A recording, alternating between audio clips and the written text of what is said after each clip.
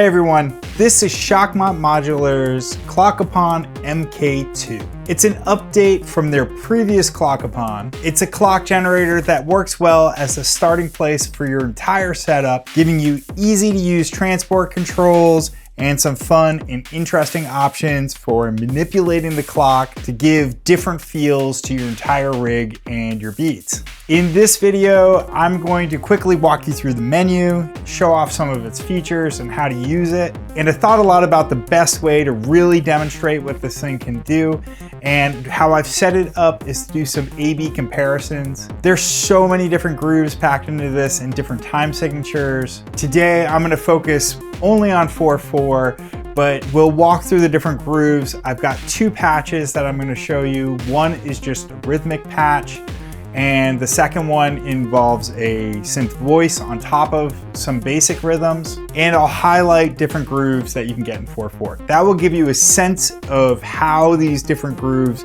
impact the clock, how they impact the time, and how they impact the feel of your music. And so from there, if you're gonna be working in like 5/8 or something like that, you'll know that this has some grooves ready for you to use if you decide to get it. I think the Clock Upon works really well with trigger sequencers. I'm gonna be using KONO Modular Skippy. I did a video for that, I'll put the link up there. Also, I've got another one of Shakmat's modules that I did a quick video on, the battering ram, which you will also hear in this video. So there won't be a whole lot of talking in this video after I show you kind of like the basic layout and all that stuff. Before we get to the music, let me just give you my pitch.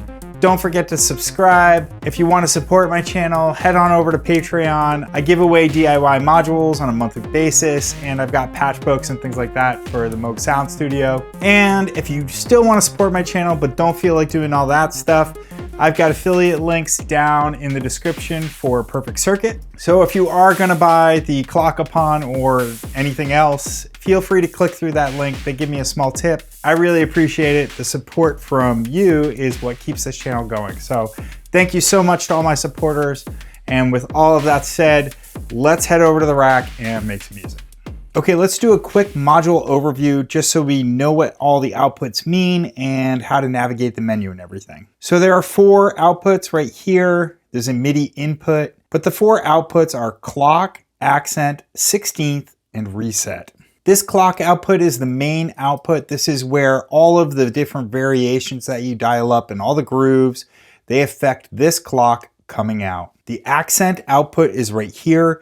You can program this to trigger at different places. There's all kinds of different fun stuff you can do with this. The 16th output is right here. This delivers a straight 16th output at 4 pulses per quarter note. It stays constant and unaffected by the settings of the other outputs or the grooves. You can set it to ignore the transport functions. This is great for if you want to sync this to other gear that you have, and if you want that other gear to continue to run even after stopping the main output. Also, if you have something like a clock sync delay going and you want it to kind of continue on even after you hit the stop, so you get those tails, and that way you can get the delay to kind of trail off. There's probably lots of other applications this could be used for, like clock sync LFOs and things like that. Lastly, there's a reset output. You have some options on how to control how this signal reacts, but basically it'll send a trigger out whenever you start the groove. You can also control it so that it sends a trigger at the stop or additional bars or whatever. So this would be great if you're using a sequencer or something and you want to reset it at the start or beginning of a sequence when you hit play and start up the groove. Also, if you have things like clock dividers or something like that that you want to start at a certain point, this can be a very handy tool. So here's a little screen. It's very easy to read, very simple. It's new to the MK2. The first version had a knob here that controlled BPM. Underneath the screen are the menu options. Although it does have a menu, I would say that this module is not very menu divey. It's very easy to access everything. I'll show you how in a second. Down at the bottom, we have our main transport functions. The big button on the bottom is obviously play and pause. This is a stop button, so if you want to reset the groove, you'll have to stop it and then hit play. If you hit pause, then obviously it just pauses and it'll pick up where you left off. So that's just the main layout. Let's take a quick look at how to navigate this menu. These LEDs tell you what page you're on. There's 5 of them, and there's basically 2 sets of pages. If you look below it, you can see BPM, groove, amount, accent, and humanize. And then on the next row below that, you'll see reset, delay, 16th, tap, and S-B. So the first 5 are kind of like the big ones. Those are the main ones. And to get to all of them, all you have to do is hold down the function button here with the burnt orange circle, and then push these and you'll kind of navigate through.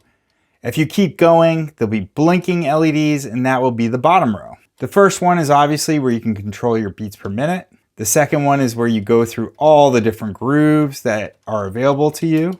I'll play those in a second. This is the amount of the groove. This is how the accent output affects, and there's different patterns for that. I'll show you a couple here today. The amount of humanize. And then if we go to the sub menu, this is where you kind of like set some of those parameters that you might want to set and forget. This is how the reset button acts. As I said before, you can set it so that it starts, so it sends a trigger right when it starts, or it sends a trigger out when it starts and stops. There's different options for that. The second menu here on the sub menu is a delayed trigger. So that way it helps if you want to sync your stuff up with other gear. I never needed that. I was able to sync everything up fine, which is leaving it at 0. This is how the 16th reacts. So you can set it to be on all the time, or you can go ahead and turn it off so that it only runs whenever the groove is running. So there is a tap tempo function, and this will determine how many times you have to tap it before it determines the tempo. And lastly, the select bus. You can load and save through the select bus. It's a receiver, so you'll need something like Harlequin's context as a transmitter. I don't use a select bus, but that option is there for you if you want it. So that's it. That's the menu. That's how you use the Clock-a-Pon. In this video, I'm going to focus on the top and there's just so many options with this for grooves that I don't necessarily think it makes sense to go through all of them, but what I really want to highlight is how the grooves affect the sound. All right, so over here, I've got Kaono Modular Skippy. It's a great trigger sequencer where you can set up some really cool grooves and beats, polyrhythms. So I'm going to be controlling the Skippy using the Clock-a-Pon. Let's plug in the clock. And we're going to put our accent output onto our hi-hat module, which is the mutant hi-hats. So this first patch that I'm going to be demonstrating is just total rhythmical patch. It has a bass drum, a snare drum, a close hi-hat, open hi-hat with the accents and everything. I'm also using another Shakmat module for the bass drum, the battering ram, so you'll get to hear that in action as well. So I'm going to set the amount right now. I hope you can see this with all my wires. The amount is going to be at 0. So right now, when I first play it, you're just going to hear the groove go without any impact from the Clock-a-Pon.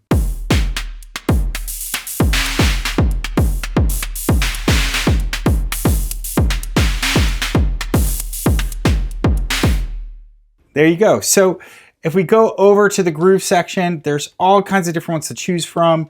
This is a 4/4 groove, but there are also, let me hold this up.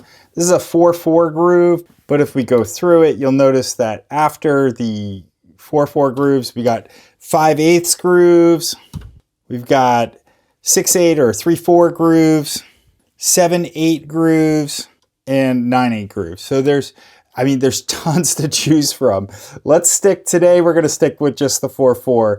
And I'll probably put out another video later that kind of runs through some of the other ones just to kind of demonstrate it. For right now, I'm going to talk through this one, and then I'll set up another patch with a voice and give you some quick A/B comparisons with no talking so that you can hear how they sound different. So this first one is going to be just adding in a nice swing to it where the even pulses are delayed. So right now, when I start it, there'll be no amount, and then I'll turn up the amount and you can hear how the swing is affected.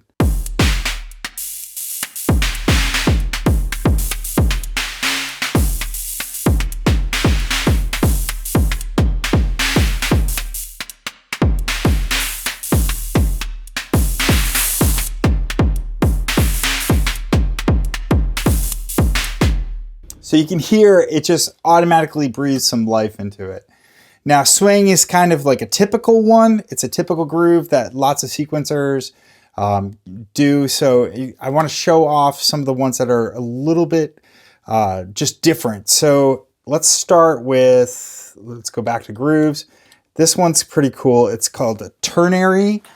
I had never heard of this before I got this module, but the pulses on 2 and 3, pulses 2 and 3 are on triplets when the amount is set to 100%. So it just kind of creates this kind of like ebb and flow backwards.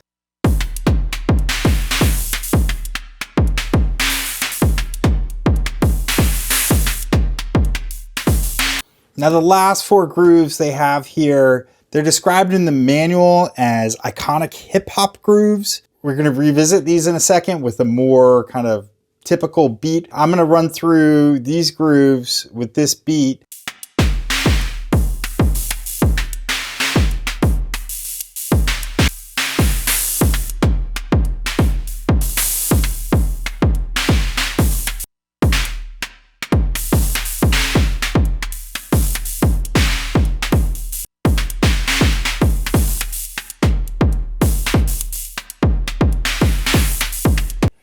Okay, so I've got a larger patch set up now with a voice and just a basic rhythm setup going through the Skippy. And as I said in the intro, I think the best way to really demonstrate how these grooves affect the patch is by sort of cycling through some and doing some almost like A/B comparisons. So I'm not going to talk as much, and I'll put little graphics on the screen to illustrate what groove is happening. That way you'll really be able to hear the differences. And so the patch and the rhythm and everything is going to stay exactly the same. The only thing that I'm going to change is the groove on the clock upon. All right, let's get started.